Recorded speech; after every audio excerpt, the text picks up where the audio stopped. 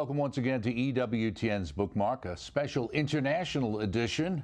Joining us from our Rome studios is Father Wojciech Giertych, OP. His book, How to Live by Grace, Divine Fruitfulness in Human Action, proudly published by EWTN's Publishing. And of course, you may remember Father joined Father Mitch back in August to talk about this book itself. And it's great to be with you, Father. Thank you for making the time. Thank you. So this particular book that you wrote, How to Live by Grace, Divine Fruitfulness in Human Action, what was the source material for this book? Well, the basic source material in most of my work is always Thomas Aquinas. But the way I read him is I read him not just as a philosopher, but primarily as a theologian, as a thinker focused on God and on the working of God within us. I do occasionally refer to other masters like Saint Therese of Lisieux, but primarily this is Saint Thomas Aquinas. And in the field of moral theology, I have been impacted by outstanding Dominican moral theologians, in particular Father Servet Pincers from Fribourg, and Father Michel Labourdette, who wrote a good commentary to the moral part of the Summa. So I would say these are the main sources that have impacted my thinking.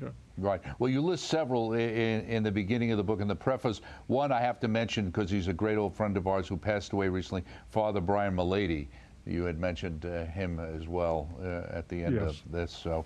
Well, he was my professor in the Angelicum when I was a young priest, so he helped me to get into the reading of Aquinas, and that was very important in my intellectual career.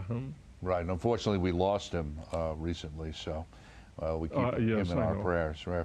So in the beginning of the book, the preface to the English edition, because this was originally out in Polish, right, and this is the first one of your books on these particular topics that you've had translated into English, right?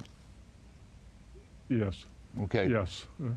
You say long before Pope Francis remarked that theology should not just be worked out at a desk, but should be contextual, I was convinced that teaching the principles of moral theology has to serve life, in particular the spiritual life.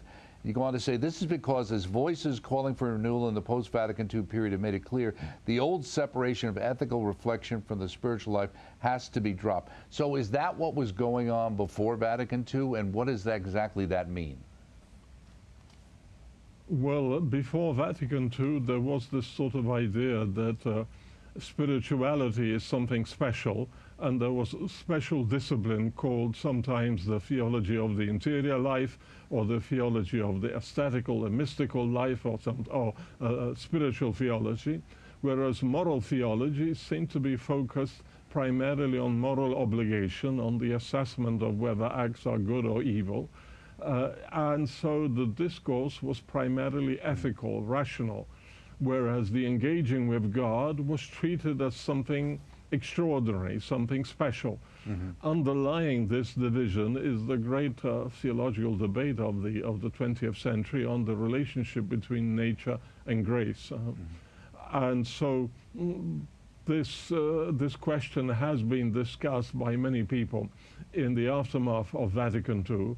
And so when I started teaching moral theology, I understood that I have to combine the two. I had a degree in spiritual theology from the Angelicum, and then I started teaching moral theology, and I saw that this is not to be separated. We have to teach moral theology in such a way that we don't need a complementary discipline called spiritual theology to make up for what was missing in the moral theology. Okay. You say the challenges of life have to be tackled within a true relationship with the living God, and therefore moral theology and moral teaching. You go on to say, because this was kind of a lot of this material, you even dedicated the book to your students. So you say, for me, year after year, it was the faces of my students in the class made my theological research and teaching contextual. Those students came from a world often marked by brokenness. You even talk about the fact that some, seeing the chaos of an unstable society, were tempted to lock themselves into a rigid protective shell. Was that some people why they were attracted to the church, or even the priesthood or religious life?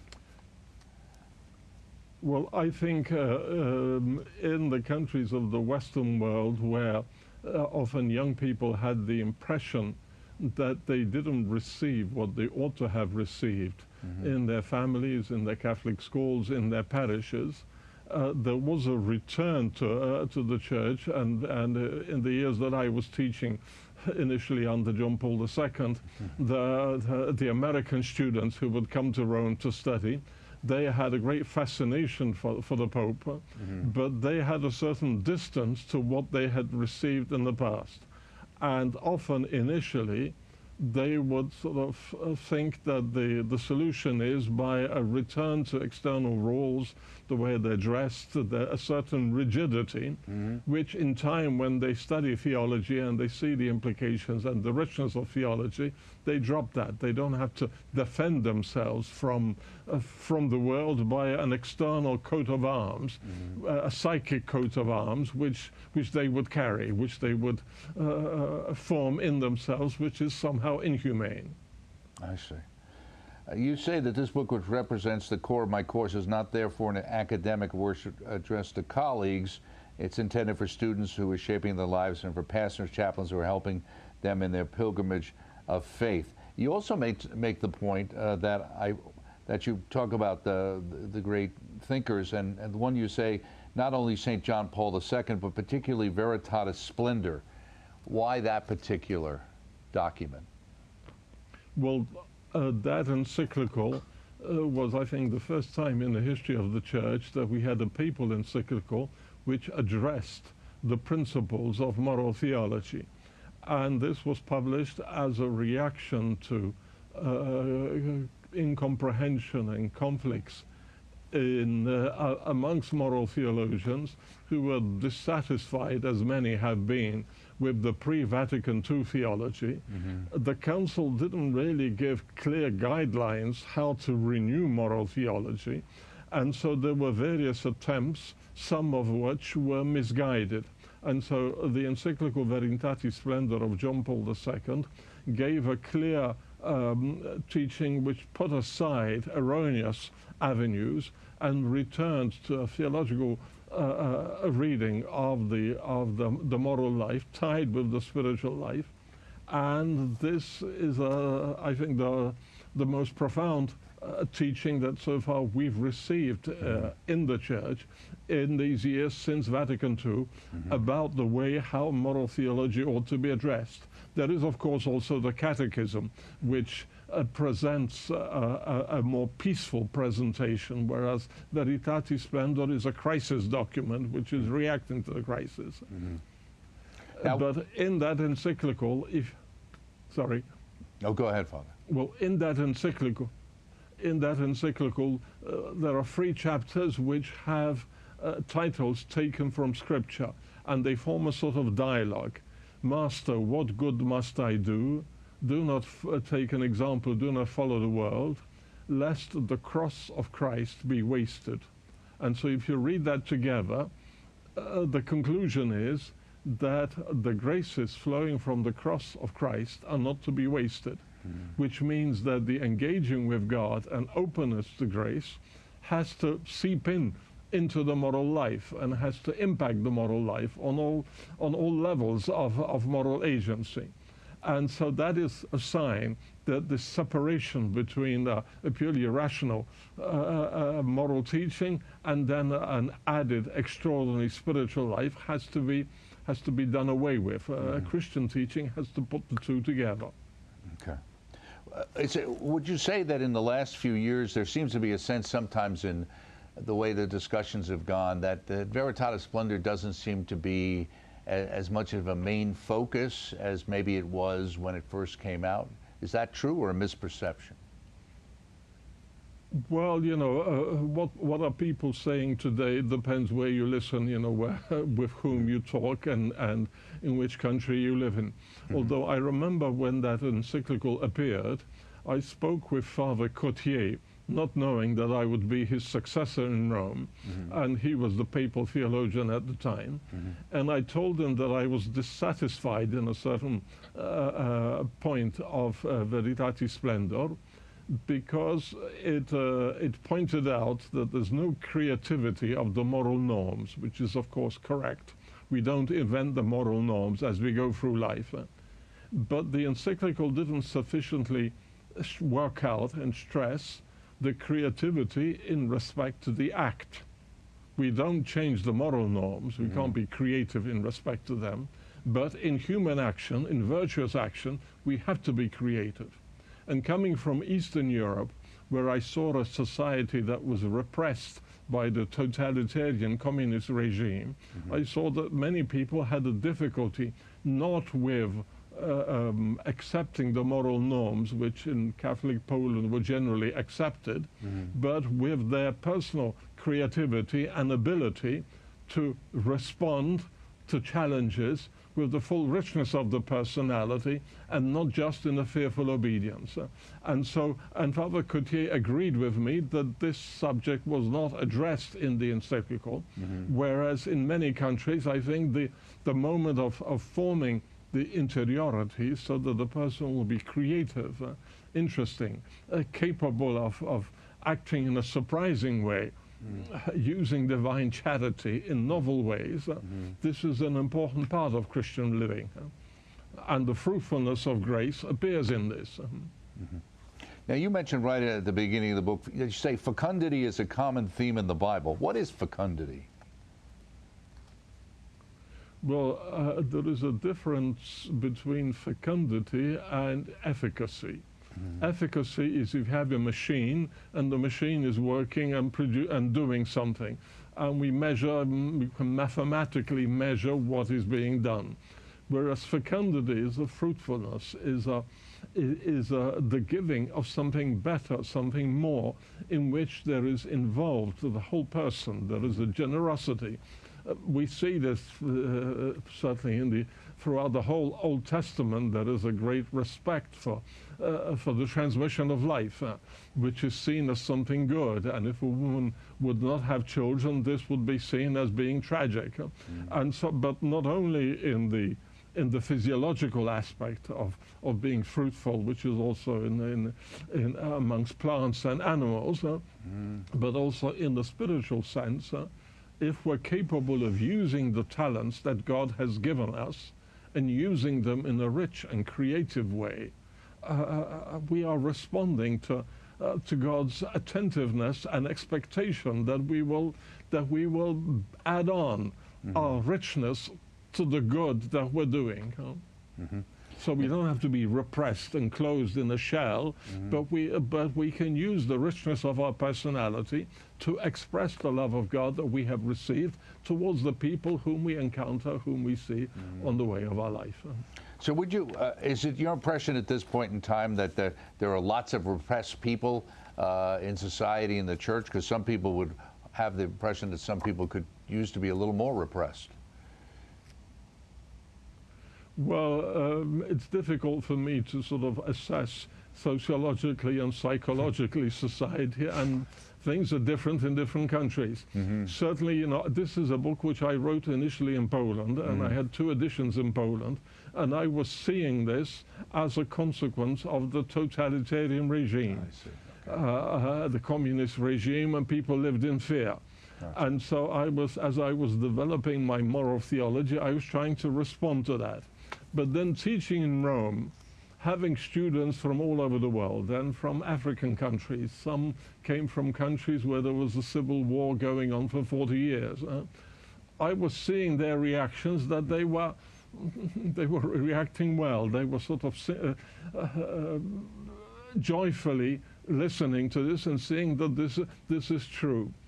Now, I am seeing occasionally among some young Americans now a certain tendency of sort of being very retro style in the way that some priests celebrate the liturgy in a very rigid way, and focusing more on an emotional, almost theatrical rigidness rather than on the richness of the interior spiritual life. And of course, I mean, I'm not saying that all American priests are like that, but I have noticed that some Americans are falling into this trap of thinking that only the externals are the external rules and fidelity to them and to the rubrics, and sometimes even to rubrics that no longer exist, that have been repealed, that this will ensure that they will be devout, whereas it's more important what's happening in their interiority, their spiritual life, whether they're really engaging with God, whether this their prayer corresponds with their life, that they want to give themselves to God. And it is then that their life is fruitful and not in external gestures. And maybe also the crisis with sexuality, which has hit the Western world and the clergy in the Western world, has resulted that some are afraid of a humane contact, and they prefer to be sort of locked in this protective shell. And whereas we need to see the love of God passing through human faces, through the charm, through the colorfulness of the personality. Now you talked about Aquinas, and you're looking at him in some ways more as a theologian than a philosopher. You also talk about that something has gone wrong with the interpretation of the nature of the will, and then you go on to talk about the influence of William of Ockham. The only time anybody hears about that is Occam's razor, which has become a popular phrase, certainly in the United States. Who was he, and what were the issues that you're bringing out here? Well, William Ockham was an English Dominican of the 14th century who wrote many works. But what Father Pincus has shown, but not only he, also several other authors, have seen that he has introduced a change in the understanding of the nature of the will. According to Aquinas, the will is a spiritual faculty which is drawn by the good. And we grow in liberty when the will collaborates with the reason and adheres to the true good, to the good that has been perceived by reason to be true. And as we adhere to that in a virtuous way, we grow in liberty. Whereas Ockham introduced the idea that the will is free from the very beginning. It's absolutely free, and it may turn in any direction. And so this idea that we are born free, and so there's no question then of growth in personal liberty. There's a question of just living out this completely indeterminate freedom in any direction.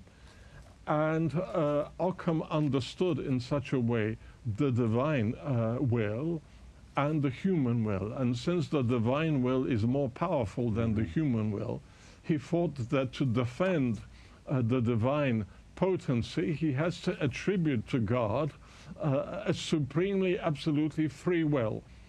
And when the two wills meet, that of God and that of man, the result is that there is, on the part of God, obligation, which is imposed, and on the part of man, man is free up to the moment where the divine obligation puts a limit on his freedom. So God, in this understanding, has become the enemy of human liberty, and not a friend of the human liberty, enabling the development of personal liberty. Now, this understanding of the will and the introduction of the expression free will, where an adjective is added to the will, this is from the 14th century. We don't find this in the writings of Aquinas. For him, the main term is liberum arbitrum, free choice, which he understands as the joint cooperation of the reason and the will in which we may grow. And so that's why he views the moral life through the prism of the virtues, in which the individual expresses creativity in choosing the true good in various fields of life. Whereas modern moral theology was marked by the change introduced by nominalism, by the philosophy of William of Ockham in the 14th century. And as a result, since then, moral teaching was reduced just to the commandments, which were seen as an expression of the divine will rather than an expression of the divine wisdom.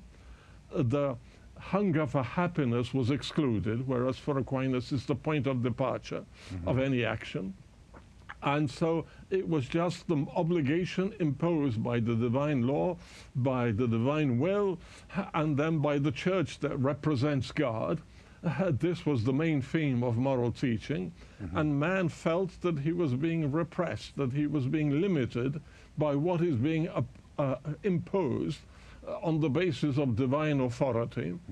And so liberty was something that the person tried to defend. And I think this is at the basis of a profound distrust and conflict that we are seeing in society against the church, because the church is seen as an enemy of human dignity in this way. Okay. Whereas the patristic and the great medieval view is based on the hunger for happiness, on the working of grace, which elicits in us good works which make us happy.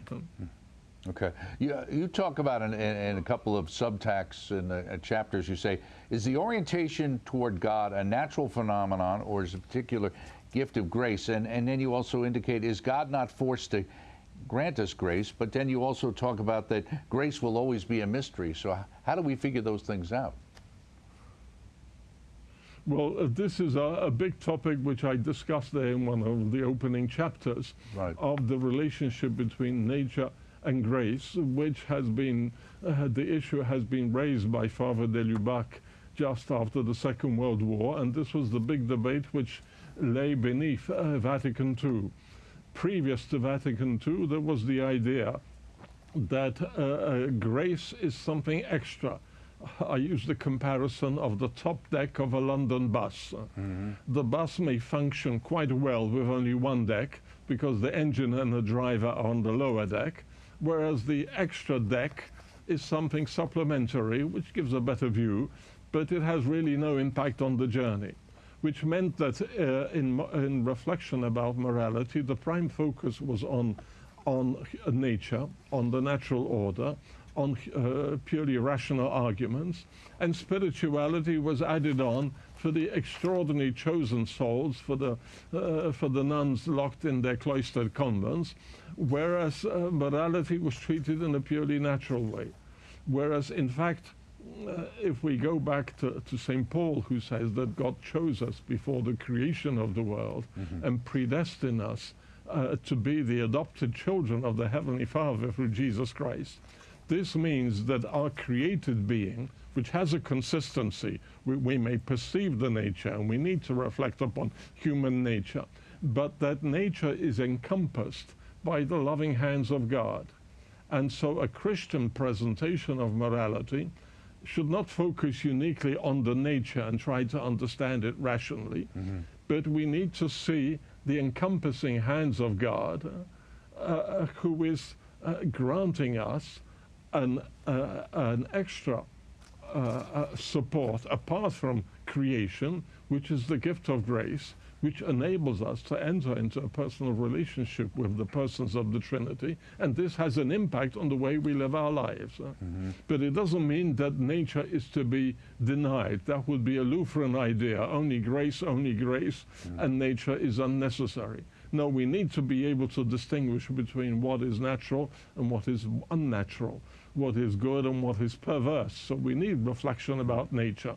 But in this book, I haven't spoken much about this because this is a theme of another book, which I haven't yet translated into English, on the law, on the natural law, the old law, the human law, the old law. Whereas here I'm showing this fecundity, this fruitfulness of grace, which transforms us from within, and how this has implications in practical moral agency.